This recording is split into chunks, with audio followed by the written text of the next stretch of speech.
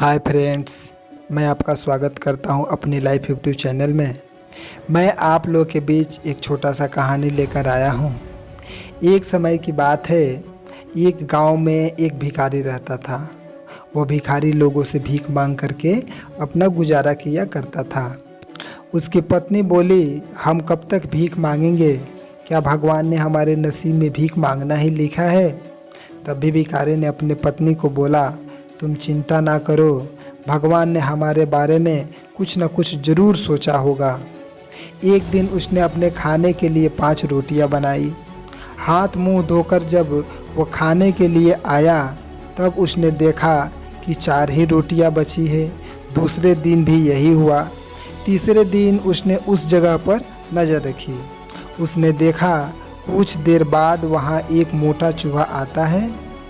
वहाँ से एक रोटी उठाकर ले जाने लगता है। उस दिन वह भिखारी चूहा को पकड़ लेता है। तो चूहा ने बोला, भैया मेरे हिस्सा का खाना ले जाने दो। तो भिखारी ने बोला, अगर तुमको ये रोटी ले जाने दिया तो मेरा पेट कैसे भरेगा? मैं तो पहले से ही परेशान हूँ और ऊपर से मेरा भी पेट नहीं भरेगा तो मैं क्या करूँगा? अब पता नहीं मेरे ज़िंदगी से कब दुख दूर होगा। तब चूहा ने बोला, तुम्हारे सारे सवालों का जवाब एक गौतम ऋषि मुनि दे सकते हैं।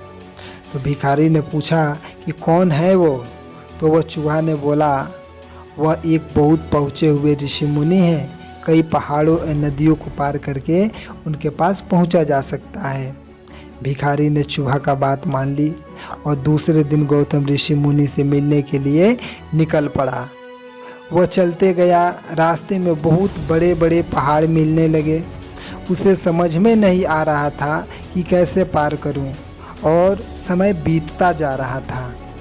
तभी उस रास्ते में एक साधु मिला जो वो बैठकर तपस्या कर रहा था। उसने साधु के पास गया और उनसे पूछने लगा कि हमें गौतम ऋषि मुनि के पास जाना है।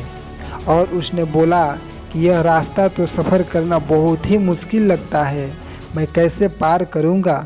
तभी साधु बोला, मैं सफ़र आसान कर दूँगा, लेकिन तुम्हें मेरे एक प्रश्न का उत्तर लाना होगा। तब भिखारी उनसे कहने लगा कि जब आप हमको वहाँ पहुँचा सकते हैं तो आप वहाँ खुद क्यों नहीं चले जाते? तब साधु ने बोला, अगर मैं इस स्थान को छोड़ देता तो मेरा तपस्या भंग हो जाएगी। तब भिखारी ने बोला, ठीक है, आप अपना प्रश्न बताइए, मैं आपका उत्तर जरूर लाऊंगा। साधु ने बोला कि उनसे पूछना मेरा तपस्या कब सफल होगा, हमको ज्ञान की प्राप्ति कब होगी। और साधु अपने दिव्य शक्ति से भिखारी को सारे पहाड़ पार करा दिया।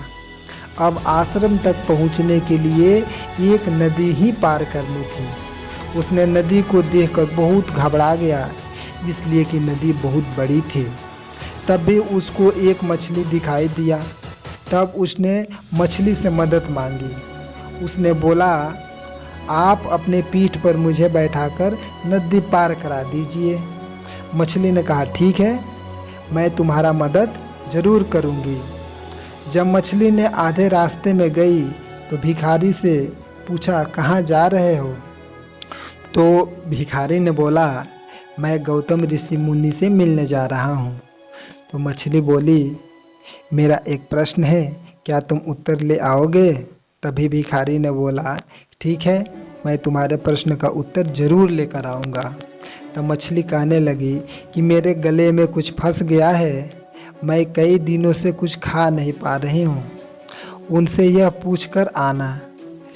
नदी पार करा के कुछ दूर पर गौतम ऋषि मुनि का आश्रम दिखाई देने लगा था। शाम होते जा रही थी। जब भिखारी वहाँ पहुँचा तो उसका वहाँ बहुत स्वागत हुआ और शाम को ऋषि मुनि से दर्शन हुई। तभी मुनि बोले, हे पुत्र, मैं तुम्हारा किसी भी 2 प्रश्न का ही उत्तर दे सकता हूँ।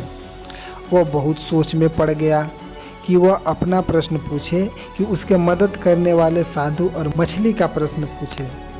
अपना प्रश्न पूछना चाहता था, फिर वह सोचने लगा कि मुसीबत में मदद करने वालों को नहीं भूलना चाहिए।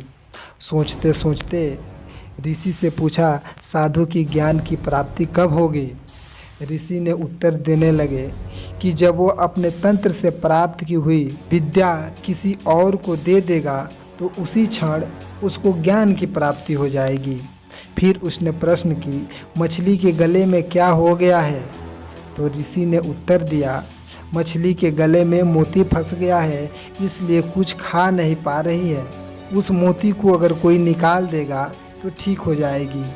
यह भिखारी जानकर बहुत खुश हुआ और दूसरे दिन वहाँ से निकल पड़ा।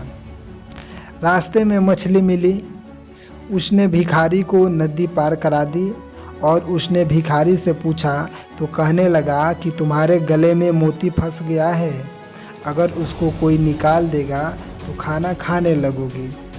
तो मछली ने बोली कि भाई साहब, हमें मोती की ज़रूरत नहीं है, आप ही निकाल लीजिए और मोती ले लीजिए।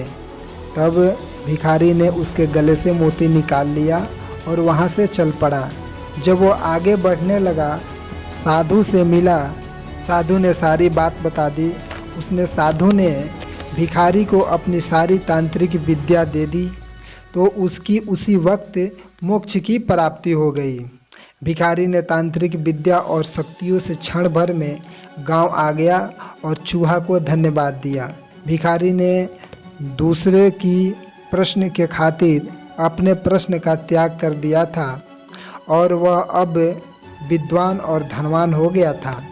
ये जिंदगी ऐसी ही है, कई बार अपना स्वार्थ छोड़कर दूसरों का मदद करते हैं, औरों का भला करते हैं तो वो कुदरत और प्रकृति उस भलाई का बदला कई गुना करके लौटाती है।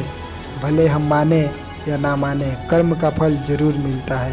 धन्यवाद।